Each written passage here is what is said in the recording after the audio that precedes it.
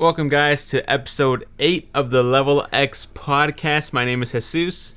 This is David. And you guys are listening to the very best podcast on the market, according to us, because according to you guys didn't get us on that new and noteworthy. So there's that, David, to begin the show, starting it off on the wrong foot. Obviously. But before we get into any of the topics of today's beautiful podcast, you know, as always, this is sponsored by... They're not sponsoring us today, man. Oh, man, they're not... Well, we're going to go ahead and give them a free sponsorship anyways. We're going to go ahead and promote them anyways. Don't pay attention to David. This guy's fooling around. But this episode... I wasn't, though. They didn't send an email this week, man. Okay, then. So then this episode is sponsored by the Jesus Foundation, man. Yeah. I'm taking this straight from my bank account. Jesus Foundation is the very best place to get all your Jesus related news. What can they donate to your fund, man? They can donate to, you know what? I'll put the PayPal link in the description below. But for the Jesus Foundation, make sure to go follow Jesus De Boygas on Twitter. Instagram as Jesus De Boygas on Instagram. Go check that guy out, man. Doing big things. I hear you follow the best bitches in the industry. Who's me? Well. I'm not Jesus De Boygas. I'm Jesus the cleaner. Oh, okay. But David, since this is already probably one of the worst podcast intros we've ever done, just go ahead and... I doubt it. I think it's actually the most exciting. Go ahead and, as the cleaner would say, sweep through this and get right into the first topic of today's podcast, which, of course, as the fans know, is... Oh, wow. What? No, but in all seriousness, man, definitely. If you guys have been following the podcast, if you guys have been following us on our Twitter, like how supportive you guys are, if you guys have been donating to us, I know how loving and caring you guys are towards us. You guys know that the podcast obviously starts off with our book summaries of the books that we've been reading for the week. From there, we obviously move on to the entertainment section, Jesus. And basically, entertainment section means we talk about the bullshit, the good shit. The things we found interesting in the past week. Exactly. But this week, obviously, is going to be a little bit different, Jesus. And why is that? And that is because I've been bullshitting this week, man. Okay. And I didn't finish my book in time. Nah, but in all seriousness, you guys know we did finish our book last week. The Search. And we reviewed it very, very well, personally to me. That review is still coming out later this week. But I feel like since that was such a long book, my next book was going to be a little bit longer as well. And, you know, it just happened by chance. I picked up a long book, and I don't... Personally, I think you told me once that you shouldn't basically overload yourself with so much information because then you can't use that information. Right. So then, instead of me finishing the book, which I probably could have done... And rushing to finish the book. Since I'm like less than 100 pages down from finishing my book, I didn't want to do that because I didn't want to give you guys a crappy summary, and I didn't want to burden myself finishing my book, you know? So this week, I did not finish my book, but next week, you guys are going to have an amazing summary on my end. And we're going to hold you to that. We're going to have high expectations. Of course. And then from there, obviously, since I'm not going to be reading or doing a book summary, I am going to be joining in discussion on Jesus's book summary. And that is, what book did you read this week, Jesus? So the book that I read this week, David, is called The Art of Stillness, Adventures in Going Nowhere. Oh, wow. Now, and this is by who? I don't know if this is going to be how you pronounce his name, but the way I read it is Pico Iyer. Oh, I thought you were going to say Pico de Gallo. No, not Pico de Gallo. Don't put Pico de Gallo on your fruit. I did that before and it didn't taste... Shut the fuck up. I think you're going to... What the actual powder is for the fruit is called like... Damn, I think it starts with a G. To tell you the truth though, the best Pico de Gallo I had was... one of my exes had the best pico de gallo. Pico de gallo is for the meat, right? Like no, it's like salsa, but basically one of my exes had the best. Yeah. And she made it herself, right? I don't know. Oh, I thought it was. And anyways, I would just use it with my chips, and that shit was amazing. Tajin is the one I'm looking for. That's the one you put on your fruit. That's good. So you're saying no, put tajin. Put tajin. Don't put pico de gallo. Pico de gallo is not for fruit. All right. But anyways, I read The Art of Stillness by Pico Iyer. Now, This book is very unique in the fact that it's actually a TED original. I know you're familiar with the TED Talks, David. TED being a platform where entrepreneurs, creatives, pretty much anyone with any kind of influence is going to go on there to give their take on their subject. They go ahead and just talk about, their research or things we can do to change the world, stuff like that. I did hear that those tickets go for 100,000, bro, or 50,000 just to attend the little. Well, I know one of my someone I knew before had gone to a TED Talk previously, I think, for free, because they were going to school, they went to a university, and that person was doing a TED Talk. I think I'm not sure if on campus or near campus, but they got to go to the TED Talk for free. Now there is differences. There's a TED Talk, but TED Talk X. See, I didn't. And then there's also TED Talks. I don't know the differences. See, because I know that at ASU they did a TED Talks X. Well, they call it TEDx, right? Yeah, TEDx. But then the actual TED Talks, those are held.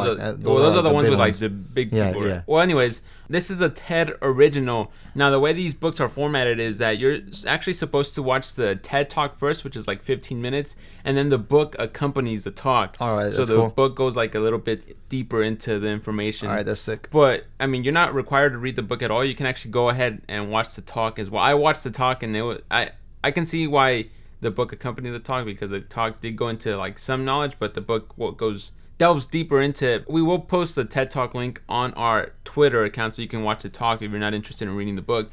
But regardless, man, this book is very, very short. Now, I think it was 80 pages, and then it's 90 pages total, I think, but the final 10 pages is just acknowledgments and thank yous. So it's 80 pages. It's actually written that way so you can finish it in one sitting, 2 sittings. That way you won't get bombarded with information. So the book basically talks about stillness, the art of pretty much, if you want to be super direct about it, it's pretty much just sitting still, remaining calm, sitting still. It's kind of like that book Zen Mind, Beginner's Mind, that I reviewed a couple of weeks back. It's very similar to that in the fact that I think all those books kind of relate to the meditation and sitting still and letting your mind just kind of be like a current where you just let the thoughts flow through and not really grasp onto anything. But pretty much this book deals more with the basics of that stuff, so it doesn't really go into depth on any practice per se, but it does talk about the benefits, concepts, and stories behind what this book calls being still or stillness. Okay. Even though it's super short, man, this book has a lot of knowledge. And for me, it talked about 3 main topics: technology, obviously the benefits of sitting still, and also not letting your mind control you. And I know you're very familiar with most of those topics. That's why I decided to read this book, because I know it'll be very applicable to our daily life. Like I said, it doesn't really talk about how to practice stillness, but it does talk about what stillness is and the benefits that you can gain from being still. So you're saying that basically this will be a very good introductory book into meditation and stillness. Yeah, man. Just reading this book, it made me actually want to go ahead and practice it. Just the way the author described it felt so serene, and I'm not gonna go all sensitive, but it kind of felt beautiful in a way. It was so Pico went ham. Pico went ham, man. But you also did say that what helped you is that you were reading this book, and then you also lost your phone in that process. Am I right? Well, actually, I'll dive into that later. But yeah, that was very it connected with the book. So let's just go. Let's just dive straight into it. Let's just dive straight into it, man, because I'm excited about your summary. What is stillness? I'm gonna begin with that. So the book, it gives a little short, what do they call it? Not thesis statement, right? Yeah, it gives a little thesis statement. So it says, this book is simply about how one person tries to take care of his loved ones, do his job, and hold on to some direction in a madly accelerating world. So how I see it is that the world, with technology, with social media, with news bombarding you at every moment, and in addition to having a job and maybe also having kids, you're constantly moving at 100 miles per hour. So I would describe it almost as you're in a very fast river and you're just letting the current take you, man, and you don't really have any other goal, you can say, but then trying to stay alive, pretty much, trying to just stay above water so you can breathe. And I think that's how a lot of people are living their lives currently, man. They're just trying to stay alive in this mad world. and they're not really focusing on necessarily their happiness. They're not focusing on their stress levels. They're mostly just focusing on, hey, I'm just trying to survive out here. I'm just trying to provide for my family. So they're not even focusing on their inner happiness. But how's that different from like what people say, oh, go with the flow? Aren't they necessarily going with the flow, or is that different? I don't think that's how a lot of people live, man. They're not really going with the flow. They're kind of just trying to go ahead and I think a lot of people are trying to tackle the flow in a way. They're trying to keep their feet grounded, and that's why there's so much tension within themselves. That's how I would describe it, man, because a lot of the topics they described in this book, or a lot of things they explained, I felt like I related to those things, because I have felt in my life previously that I've had a lot of inner turmoil and shit like that. So I definitely related to a lot of the things they were talking about in this book, which I think a lot of people listening to this podcast will also relate to.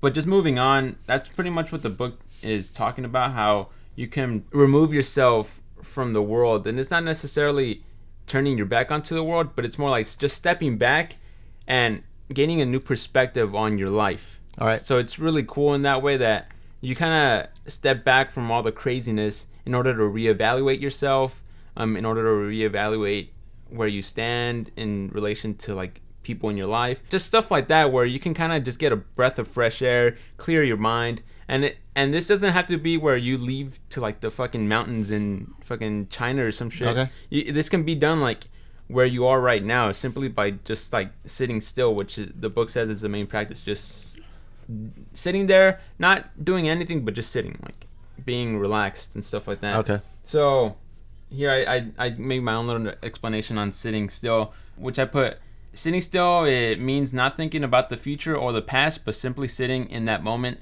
taking in the environment. And the book says this is one of the ways to obtain true and long-lasting happiness. It says, what I discovered almost instantly was that as soon as I got in one place, undistracted, the world lit up and I was happy as when I forgot about myself. Going nowhere as a way of cutting through the noise and finding fresh time and energy to share with others. One could start just by taking a few minutes out of every day to sit quietly and do nothing, letting what moves one rise to the surface.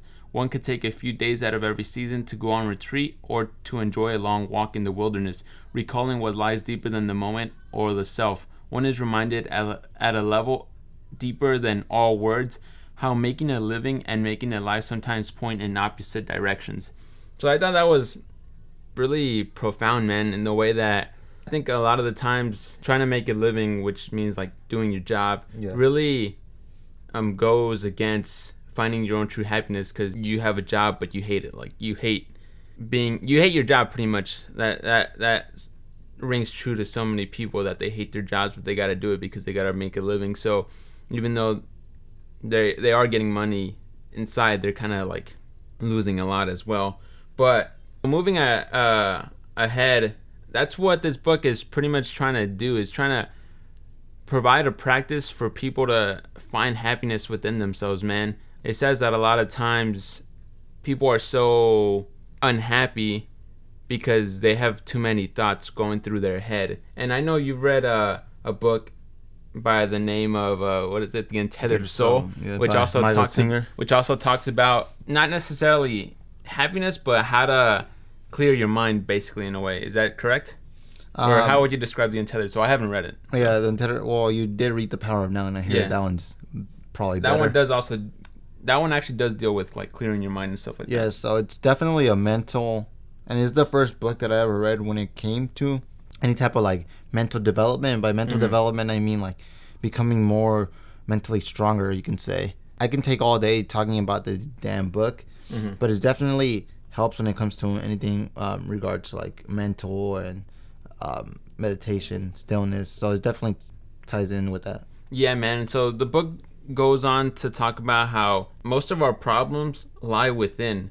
So a lot of the times it's just your head, because for some reason the head does do that, man. It just worries about a lot of things, whether it be the past, it worries about what things are like, things to come. So a lot of times your head is stuck worrying about things that happened or that are going to happen instead of what's going on now. So it says here, to hurry around trying to find happiness outside ourselves makes about as much sense as the comical figure in the Islamic parable who, having lost a key in his living room, goes out into the street to look for it because there is more light there. So the book also touches on that, how to find true happiness, you gotta work on yourself instead of trying to find things outside of yourself to make you happy. So pretty much happiness comes from finding inner peace. Now, you guys can go ahead and read. I mean, like I said, guys, this book, even though it's not very long, it is very profound. It has a lot of good information in here. Otherwise, I wouldn't recommend it to you guys. So, finally, last but certainly not least, it touches on technology. And this is where you earlier did say that I lost my phone, and where you guys are thinking, well, what the hell does that have to do with the book? Well, pretty much the book says how technology, although it's very resourceful and it can help us out a lot, it also hinders us in some ways. Now, it says, with machines coming to seem part of our nervous systems while increasing their speed every season, we lost our Sundays, our weekends, our nights off, our holy days, as some would have it. Our bosses, junk mailers, our parents can find us wherever we are at any time, day or night. We're constantly being rushed by information that it's no wonder that a lot of the times we feel like we're so busy. And it does feel like that way. And me personally, I feel like every time I'm in a drive, either I'm driving or I'm in the passenger seat on my phone, like on Twitter or on Instagram. So I'm always constantly like looking for more information. You know what's crazy for me, like that I noticed, and I think it's still a problem that I haven't really addressed, is that also kind of like when I wake up or whatever, I hear also studies that you shouldn't do this, but I go straight for my phone and I kind of want to get all the information that I missed throughout the day or whatever. Like, I have this urge of going back to my Twitter and then updating, like refreshing it, or going back to the tweets that I missed, just because I'm like, well, I don't want to be out of the loop. Like, I want to be in like up to date or current what everyone else knows. Yeah, I think that's a problem, man. And the book describes it as pretty much just clutter. There's so much clutter in our lives, and I always said it as a joke, but there's like some meaning behind it. Is that because my room used to be messy and then I cleaned it up, and I always used to say, oh, clean room is a clean mind. It's kind of dumb, but at the same time it does hold meaning to me, because I don't like to be in a place where it's like all hella messy. I just feel like really anxious, like being around like somewhere super messy and cluttered. So that's the same thing, man, just with all this information, all this technology. I don't know, I in a way I feel anxious, like even in the car, just like always being on Twitter. And it's kind of weird that I feel that way, but I still can't seem to put my phone down. So over the weekend, I actually lost my phone for like 2 days, or I think it was closer to 3 days, where I couldn't find it. So and there was a part of me that actually didn't want to find it, because losing my phone, I realized that I had time to just pretty much be in the car and not do anything. Like, I can just sit there and relax. And with my phone, there was, for whatever reason, I just couldn't do it. Like, I couldn't just sit there and relax. I had to have my phone in my hand. And I know that's not a problem that everyone has, but it's definitely a problem that I have, and I know people have that problem where they can't seem to put their phone down. Yeah. But it says in the book that that's actually a bad thing. I wanted to know your thoughts on that. Is that like a problem for you, where you can't seem to put your phone down, and do you think that is even a problem? No, man. I think I mean, obviously the only reason I have my phone is for like our social media sites and promoting our businesses and all that. But for the most part, I don't think it's a problem. I mean, for me, no, because I know I'm more in control of myself and I'm like motivated to do actual productive shit. But I know for a lot of people, I think that is the case for them. You know, that's their excitement for the day, where they kind of live like boring lives. So then they have to be on their social media to basically have that excitement for their day or whatever, which is kind of sad. No, I can definitely see that, but the way the book kind of goes about it is that, yeah, maybe people are bored with like their jobs, but it could be very harmful to consistently process information after information throughout the entire day. So for example, you're taking calls all day at your job, where you go home and instead of kind of debriefing and relaxing, you're back on the internet, like, or watching TV. It's just 24 hours a day, you're just receiving new information, receiving new notifications, receiving all this data, and after a while I feel like it might overload your brain in a way. And honestly, I think that's why that's why I've been getting sick more recently. I don't know. Like for the past year, I know I've been kind of pushing myself to work harder every day, but and I've also realized that my health has deteriorated in a bit. Not necessarily like physically, but I know like mentally it put a lot of strain on my health. So I've been getting sick. I think in the past year I gotten sick like 4 times. Oh wow. And I read that previously, I think in The Power of Now, how if you don't rest, your body will force you to rest. So I don't know how true that rings, but I know I definitely gotten sick, and I don't think it's I don't think it's like a coincidence. Yeah. But pretty much the book ends on that note, how, you know, it's good to just kind of step back from all that information that you're consistently consuming throughout the day to kind of just relax and sit still. So whether you need to go ahead and take a vacation or whether you need to kind of just take a break, go ahead and do it, man. Don't feel guilty about doing it. At the end of the day, I know we talked about this, like, I think yesterday, how you got to worry about your health, man. Your health is not something that you take lightly. So definitely always make sure you're at your healthiest. Otherwise, what's the point? I mean, as Steve Jobs, wealth no by health. So at the end, if you want to go ahead and read this book, I mean, it's definitely it provides a lot of value to anyone who feels like they're constantly running at 100 miles per hour, who always feels like they never get a break throughout the day. Definitely read this book. It's definitely a game changer in my eyes. It definitely opened my eyes to something new. I know I read The Power of Now, but this was still very valuable to me, this book by Pico Iyer. So I think I will rate it like a 7.5. Okay. But I want to know your thoughts, man. If you guys have any thoughts on anything I might have missed in this book or anything that you think was valuable that I didn't talk about, definitely hit us up on the LevelXPodcast, and definitely, you know, check out the book. Twitter, obviously. On Twitter, obviously. But check out the book, man. Check out the TED Talk. The TED Talk is free. You can find the book on Amazon. We will be linking that on the Twitter account as well. Yeah. So that wraps up your book summary. Well done, Jesus. Now, obviously, I feel a little guilty, man, because you did this great book summary, and me, I'm basically not providing or giving valuable information to the guys. So, without further ado, obviously, I'm gonna do a little.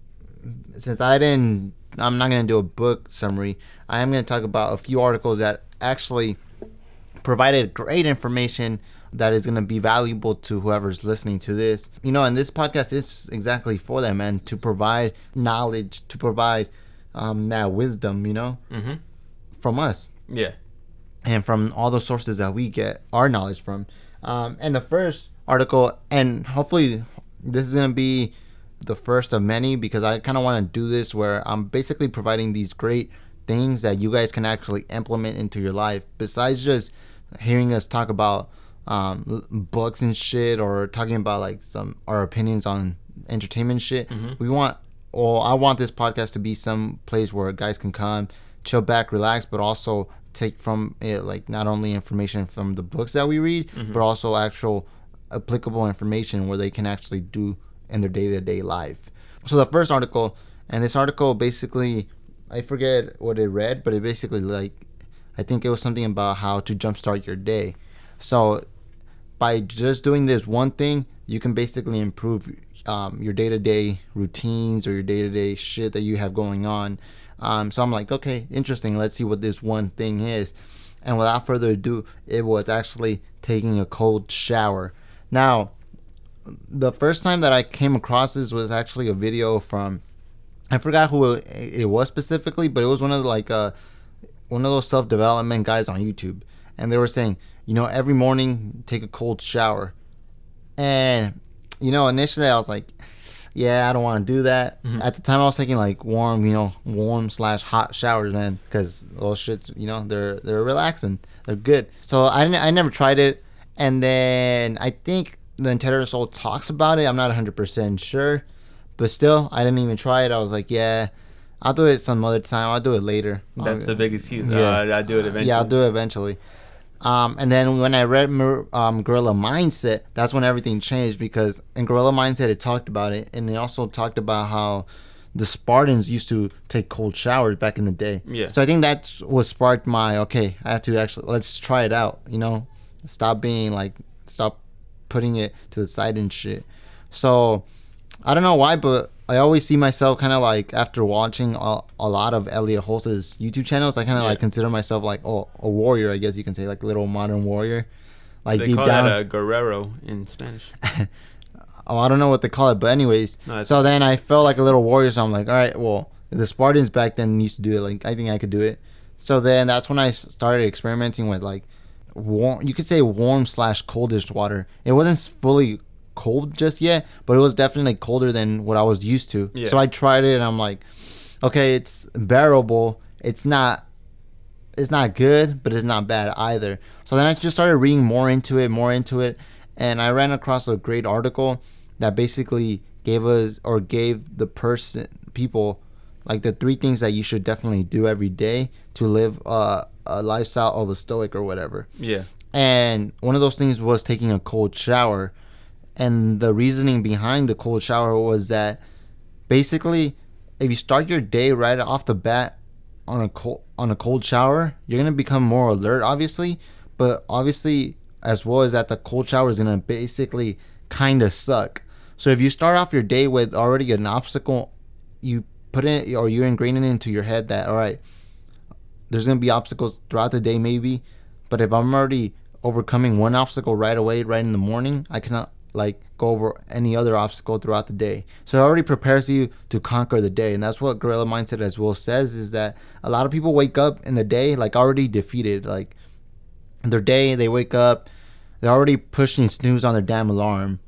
Not only is pushing snooze like for like 2-3 times, but they wake up and they slump their shoulders, they put their head down, their eyes are closing. So already the day's defeating you. And then from right off the bat, then from there, if you go and take a warm shower just because it's comfortable, then right off the bat, man, like you're starting off your day horrible. Like it's kind of proving that you're putting yourself in a little shell. Like, I just want to be like comfortable for the day. I want to be not only that, but like, dude, life is not like a nonstop battle. If you guys, I feel like now since I'm mentally strong where I can conquer anything. I feel most of everything, you know. Mm-hmm. So I don't see life as hard or whatever, but I don't see life as easy either. I just go with the flow. Like most of the times I am actually present, where I'm like, I don't really think about the past and I don't really think about the future. I'm just doing what I'm doing that day. But I know like previously, like before I got into any of this, I was definitely that guy that I was always thinking about the past and I was always thinking about the future. Like I was so worried about the damn future that I wasn't putting much effort into the present. So I was kind of like letting the present, I was basically letting the current take me, like that book was saying. Yeah. And I feel like a lot of people sometimes, most people, they're like, oh, okay, yeah, well, life kind of sucks or whatever. But then there's some people that are way the opposite, where everything in life is like glorious and shit. But then one bad thing happens and then their fucking like little pyramid of happiness fucking crumbles with it. Which is bad, I feel, too, in my eyes. Well, aside from, like, the cold showers, I've also read that another great way to start your day is by doing exercise immediately. Like, going out for a jog to start your day. Because that would actually coincide better with the shower. Because you can actually go run, and then after that, take a cold shower to wash off all the sweat. That's just something I read in the book, No Excuses, The Power of Self-Discipline. That another trick is to put, like, your running shoes right next to your alarm clock. That way, when you go to press snooze or whatever, you feel your shoes like right there. So it's like, oh shit, like I know it's easier. All this stuff is easier said than done, guys. But that's also another trick to do if you're ever looking to start your day off with exercise, which the power of self-discipline also said is a great way. Yeah, man. So then the cold showers, and basically that's what the article was saying. And not only Gorilla Mindset said it, but also right here. And I liked about this article is that it links a lot of benefits, because not only does cold showers, are they going to jumpstart your day to where you want it, but it does have a shitload of benefits that warm showers don't have. So I'm going to read you guys some few benefits that there has been scientific studies about. So these are actually scientifically proven that cold showers help you. Besides the obvious, cold showers, they're going to get you more alert. There has been studies by a university, basically Virginia Commonwealth University, found evidence that cold showers can help treat depression symptoms. So basically, cold showers bring out these endorphins that boost up your mood. Basically, these endorphins are kind of like when you do exercise. Right off the bat, like once you release those endorphins, you feel fucking great. So they definitely help improve your mood. So if you're battling some type of depression or anxiety, cold showers are going to help with that, which is dope as well. It keeps your skin and hair healthy because warm showers fucking dry your skin. And since I've been taking cold showers for the past, I don't know, like 2 months, I guess you can say. Yeah, man, like I think that is one of the personally, me, I always have dry skin, but I know like when I get out of the cold shower, I don't feel my skin dry as to when I was taking warm showers or hot showers. Once I left the damn shower, I felt my skin super dry. I still feel it dry, but I feel like not as much. This one is boost energy and immunity. Basically, your immune system is gonna be top notch. I don't know with you. You say that you get sick, but like I personally, I haven't gotten sick for like the past 2 years, and I feel like I'm not gonna get sick as much either. Like I think by taking cold showers, it has helped me. I don't know. I feel like it's hard for me to get sick. Like I don't know if that's just me being cocky or whatever. Yeah. But these cold showers definitely help me. I'm like, okay, well, these are gonna help me boost my immune system, so I feel great once I get out of the shower. And then they say that supposedly also stimulates weight loss or whatever. Obviously, I never had troubles with weight loss, so that doesn't correlate with me. But if you are trying to lose weight, supposedly cold showers do help you with weight loss, because I guess there's 2 types of fats, and these cold showers target the main fat that basically you can find around your waist or whatever, or all those fat areas that you guys want to lose weight in. Whoa. Now, if Tim Ferriss obviously is known to stand and support cold showers as well, but all I know is that from personal experience, cold showers do suck for the most part, I guess you can say, but I think you kind of get used to them. Like I know that I'm still not doing it like cold, freezing cold, but I know that right now my cold showers are definitely not warm at all. They're definitely fresh / a little coldish, and the only reason is because like we're remodeling the bathroom, so I haven't really, because every time, like every week, I will like raise the bar just a little bit higher in the cold area, but since we already had to like remodel the bathroom, I haven't really been doing that improvement. But I know once we get the bathroom working this weekend, I'm definitely gonna be pushing my coldness, I guess. The bar? You're gonna be pushing the bar higher? Yeah, I'm gonna be pushing that coldness bar higher. But yeah, man. What about the cynics? Well, because there's obviously gonna be people who are like, oh, well, they're gonna be like hesitant to try the cold shower because they're gonna be like, oh, that shit's gonna suck. Like, I've been taking hot showers my whole life. How do you transition to a cold shower? Because obviously you didn't do it like, oh well, fuck it, let's just go all the way. Yeah, no, you can't. Definitely, like, there's 3. Like, I think there's like 2 main ways that you can do it. There's 3 probably that I know of. There's one where those guys that are fucking ruthless that are just gonna fucking go straight through to it. I wasn't like that, so what I did, obviously, I transitioned like here gradually, So instead of, I was taking hot showers, so I'm not gonna be fucking cold. So what I did is I basically did it, instead of hot showers, I was taking warm showers 1 week, and then from there I was taking less warmer, and then like that, like gradually increasing all the way to the cold. But I know there's another shower where basically what you do is every 30 seconds you switch it. So you go in the shower and you take your warm or hot shower for like 30 seconds, and then the next 30 seconds you switch it all the way to cold, and then 30 seconds there, and then you take it to hot. You can't get sick that way? That sounds... No, because that's a preconception that you don't... A lot of people have that preconception, like, oh shit, if I take a cold shower, I'm gonna get sick, or even that technique sounds even worse. Like, like you don't get sick. Oh, okay. Cold showers actually help you more than warm showers. Anyways, or another technique that a lot of people use, and I think this might help a lot of guys, is that take your warm shower, take your hot shower regularly, like you do. You go in there, rinse, lather, everything, and then once you lather up, you get out of the shower, turn it to cold, and the last minute where you just basically rinse off your entire body is in cold water. But I think one of the best feelings is once you get out of that cold shower. I think that's one of the best. You feel kind of refreshed and stuff like that. Not only refreshed, but you feel like you just accomplished something. You accomplished something because it wasn't easy. So once you're like putting that, your fucking towel over you, you're like, fuck, I feel accomplished because I accomplished something like right off the bat. It's like you're going to the gym and you finished the gym. That's also what that book No Excuses also said. Like, if you're ever trying to work on like your self-discipline, kind of look at all the benefits that'll come after doing an activity, man. So look at all the things that you'll accomplish after like going into something, seeing all the benefits that you'll do if you actually stick with that one goal. So I mean, that article seemed like there's a shit ton of benefits to taking the cold shower.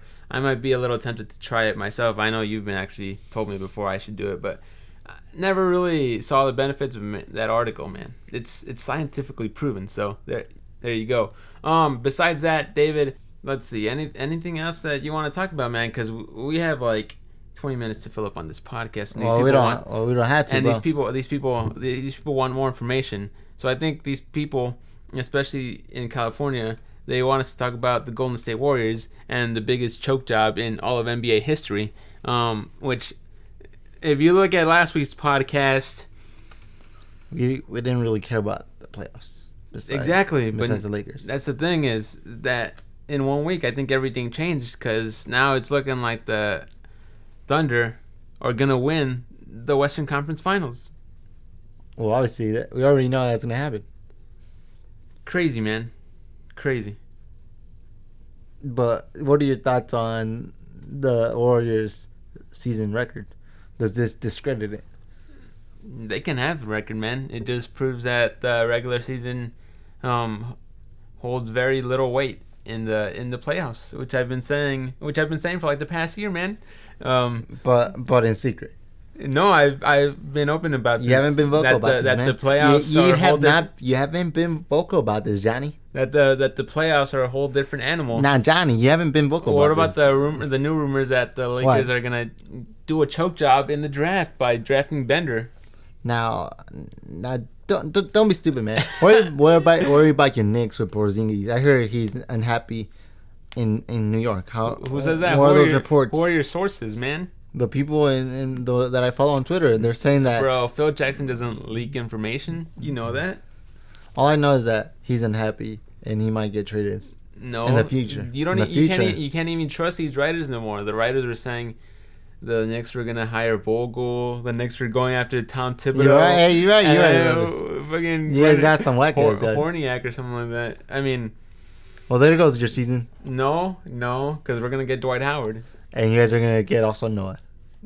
Why would we get two centers? You said. I didn't say that. You said earlier. Yeah, well, that's. I said we're gonna get whoever we get. Either way, I mean, I wouldn't mind getting Noah either. I feel like he has a lot of heart, man. He does.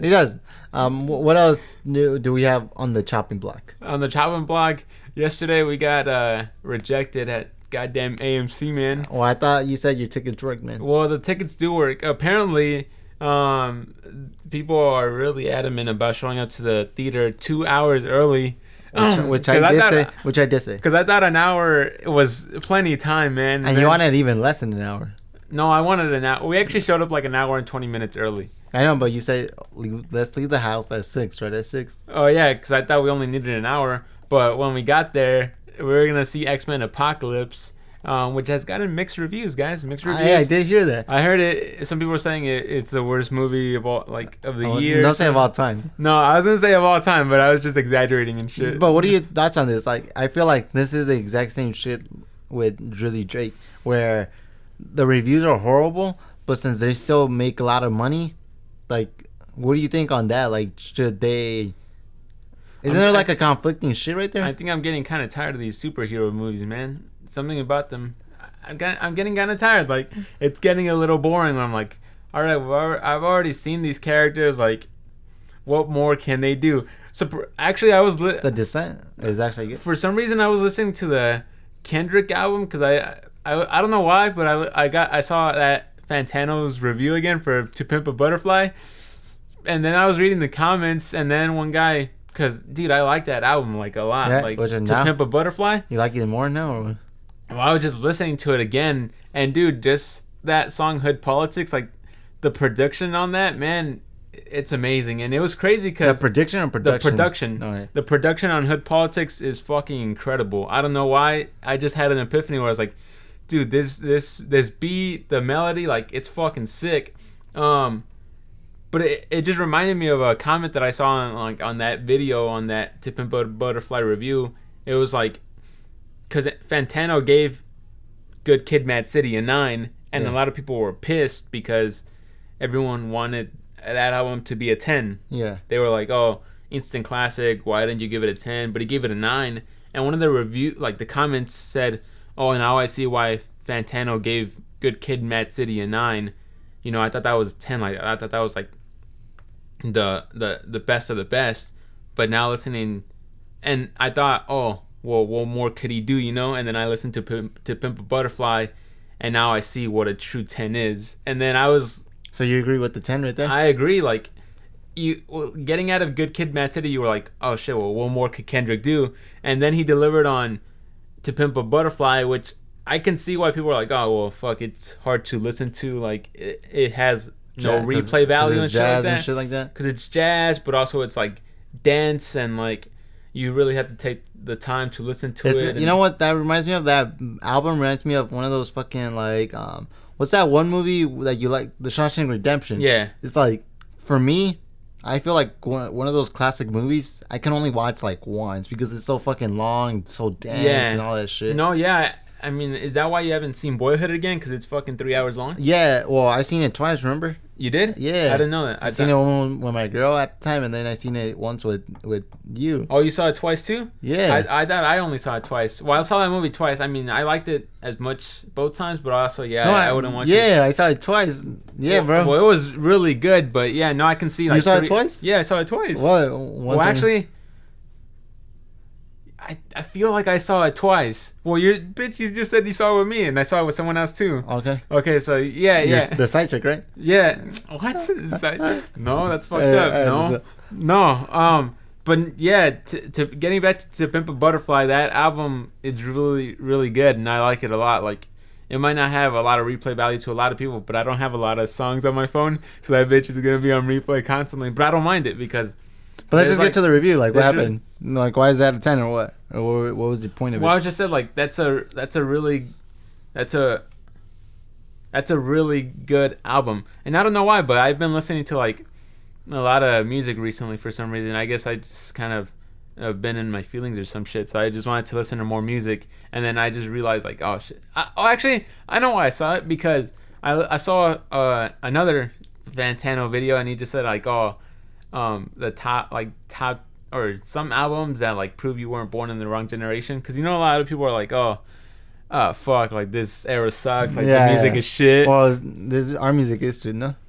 Some of them are, but that's what the video is about. Like, oh well, these are albums that prove that not all music in this era is shit. So, but has there been a study where they kind of compare our genre of, our era's music, and then against the other ones, and to see which ones release the most classics? Honestly, I don't think there has, but that would be a good video. It's all about perception, man, because in my eyes, I think a lot of the times what happens is they call that nostalgia or whatever. Like, you're always gonna want to like, to you, the era you were born in is always going to be better than anything that comes after it, in my opinion. Like, everyone loves the 90s. I'm sure kids that are living right now, when they grow up, they're going to be like, oh, shit was so great in the 2010s. Like, shit was so cool. It's all about novelty, man, because there's so much, like, when you're young and you're exposed to new things, I think you appreciate them more than when you're older. I don't know why, but... You know, everyone loves the 80s. You just brought an epiphany to me, man. And then I saw a movie, Dazed and Confused. Dude, and they talked about that, where that movie I think was made in the 90s, and those kids in that time were talking about how they wish they lived in the 80s, because they said, oh, the 80s had so much style, or some shit. No, wait. That movie was in the set. Yeah. That movie, well, the 60s. Movie was made in the 90s, but it was in the 70s era, but the kids in the 70s era were talking about how they wish they lived in the 60s or some shit. Either way, they were talking also about nostalgia, how they wish they lived in an earlier era and shit like that. And I mean, this kind of issue has plagued every generation, I think, where they wish they lived at an earlier era. I don't know why they do that, but that reminds me of that movie we saw with Owen Wilson, where he wanted to live like in like the old Paris times and shit. You don't remember that with Owen Wilson and Rachel McAdams? I do remember the movie, like One Midnight in Paris, or Midnight in Paris, or One Night in Paris, or something like that, right? One Night in Paris. That's a fucking porn tape, bro. No, but One Night in Paris. I remember the movie, but I don't remember like the plot line or what it was about. Well, I remember vaguely how he wanted, like, he was in Paris with his wife, and he wanted to go explore because he loved all that shit, like the architecture of Paris. He loved like the culture there, but she was like, oh no, I'm tired. Like, I guess he appreciated the artistry of the city more, and she was more like, oh, I'm tired, I just want to lay in bed and go to sleep. So he was really fond of like Paris and its history. So through that fondness, like, it created like a time portal or some shit where he was transported to the past, and he got to meet like all the writers and shit. Ernest Hemingway. No, I think he met Hemingway. Well, Hemingway was in Cuba, no?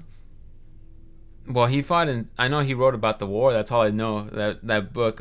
What? I already forgot the book. All Falls Apart. No, that's some other guy. I'm thinking of that book where he like. He's like a medic, right? Yeah, he's a medic. No, I don't think he's a medic. I think he's a soldier, and he falls in love with the nurse. I don't know. Anyways, fuck, dude, I know that book. Who gives a shit? Who gives a shit? But pretty much that movie with Owen Wilson, I think it's called like Midnight in Paris or something. It deals with nostalgia, and I think that's just like, I think that's everyone. I mean, I personally I can appreciate the era we're living. I think it's fucking tight. No, it is dope. But what I'm saying is, like, let's go back to the movies. Like, what do you think? Obviously, I don't think nothing's gonna change. But like, what do you think when it conflicts like that, where a lot of people buy into, let's just say Drake, right? Everyone bought the album, but the album sucked. Yeah. Or everyone's gonna buy. Obviously, the X-Men is gonna do great in the box office. No, actually, X-Men has not done great previously, but we'll go along with your point. Okay.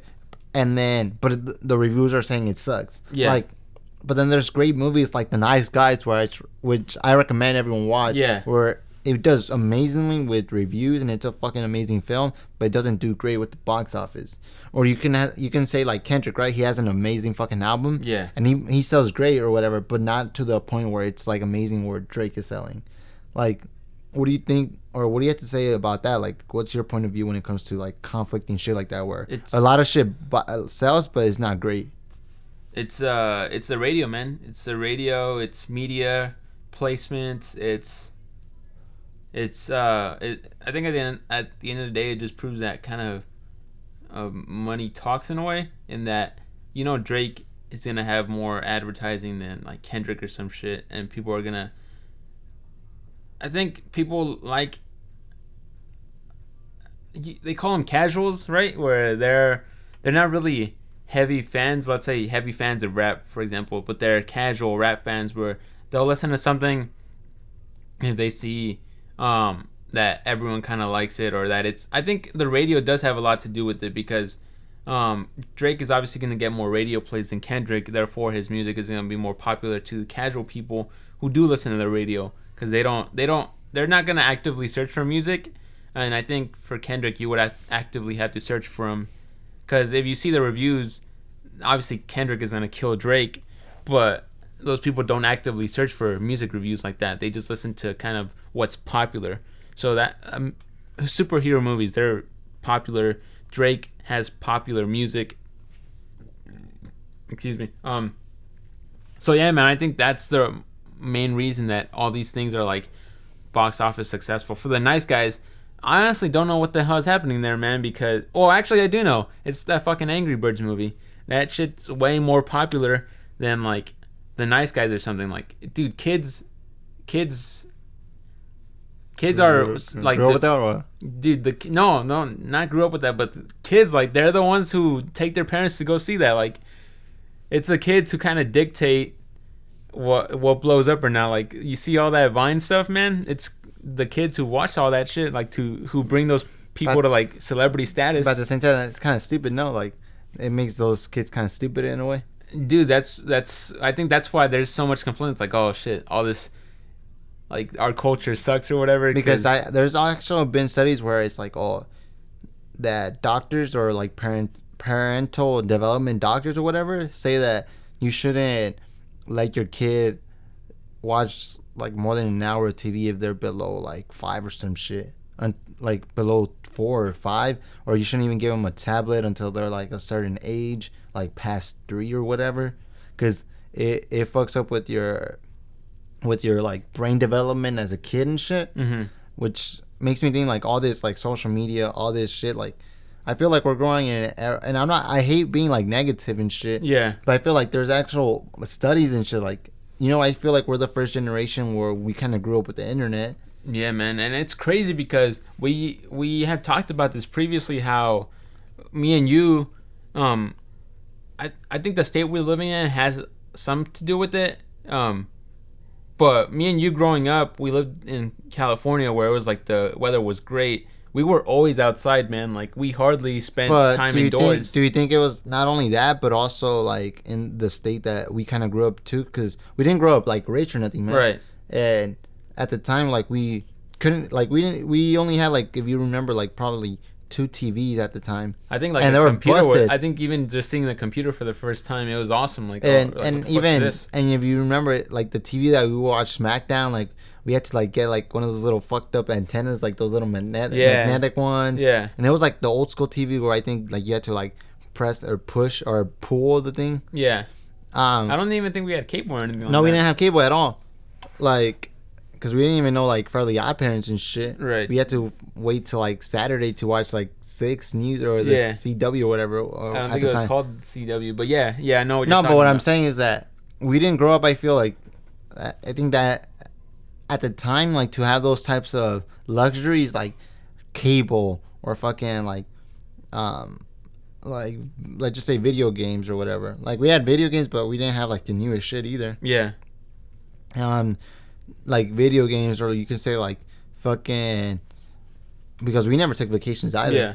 Or, you know, all that luxury shit, we didn't have all that shit growing up because you had to be kind of rich to own that shit. Mm-hmm.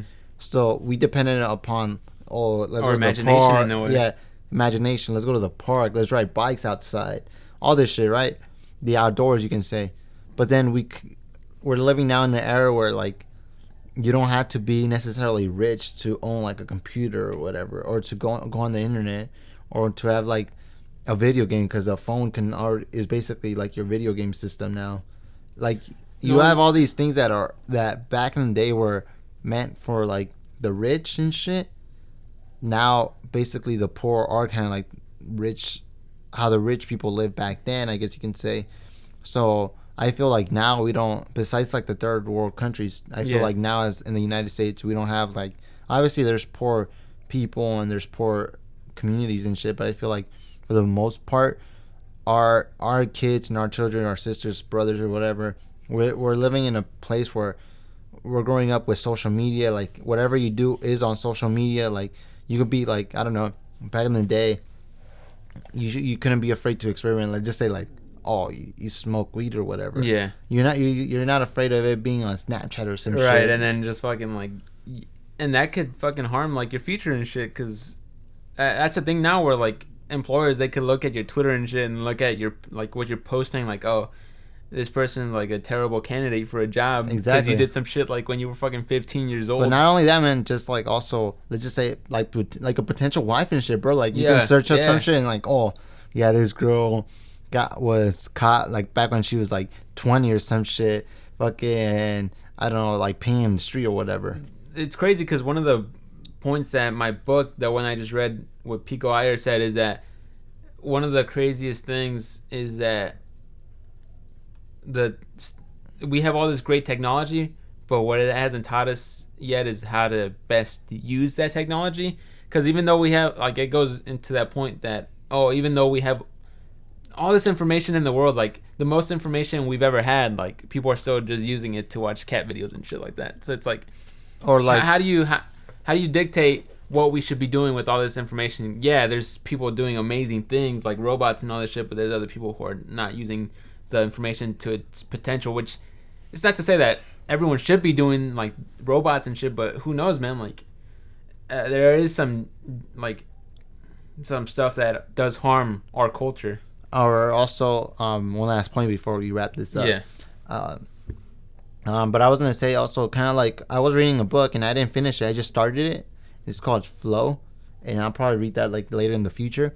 But I read probably like I don't know, like the first 20, 30 pages, and one of the major things was saying how it's crazy how now the life we're living now is basically kind of like the life that back in the day, like old kings were fucking living. Yeah. Like, Yeah. like we don't have servants and shit like that, but like nowadays we have that information to be like I don't know, be doing or eating the same foods that those kings were eating, or being able to explore. We have something similar to a servant. We have fucking Siri, dude. Yeah, we have Siri telling us everything. What I'm saying is like we have now the luxury to basically live how the kings were living back in the day, but we're still, if not unhappier, but we haven't even crossed that where our lives are way more happier than how they used to live. Like we have developed all this shit with technology, with medicine, with all this shit, right? But no one has actually been like, all right, well, this is how you actually become happier, because the past generations were as happy as they were. Like we know we're not happier than they were, even with all the new shit that we have. Yeah. We're still the same level of happy that those people were. If not, we're fucking even more unhappy because with social media and technology and all this shit. Yeah. But which breeds like all these insecure people and shit. Yeah.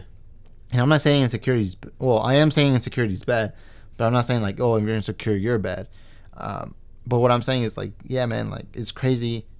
Because we're living basically, what a time to be alive, I guess you can say. Yeah. But also, to prosper in this time, you have to, like, use your resources to the best, And then this just reminds me of that those series of tweets that you showed me about that guy who was talking about how books are like some of the richest fruit that you can consume, because books teach you about the world, and you're pretty much getting the knowledge of like kings of the past, like not only the kings but the best of the best of our species. Best, man. Yeah, I mean, reading, people might see it as, oh, it's boring as hell, like what can it teach me? But I don't know, they're looking at it the wrong way, in my opinion. They're just like, oh, you can... or people that waste their time like you said, just either instead of like improving themselves, where they work, let's just say, all the time, or they go to school, and then afterwards they could go to the gym, and then they could,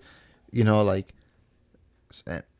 use their resources maybe to like, all right, how do I start my own business, or what books should I read just to improve myself a little bit more? Just kind of like that article that I talked about, where you just had to improve like 2% every week or whatever. Instead of doing that, people, they work full time or they go to school. They go back to their house or whatever, and they just lay down and watch Netflix and eat like shitty food, or maybe they're like in shitty ass like, not like maybe relationships or friends that are not motivating them or pushing them, and that's basically their entire life. So then they get fucked up, I guess you can say, and all they depend is like, oh, there's a tweet that goes like, if you're only looking forward to the weekend, then you're doing shit wrong.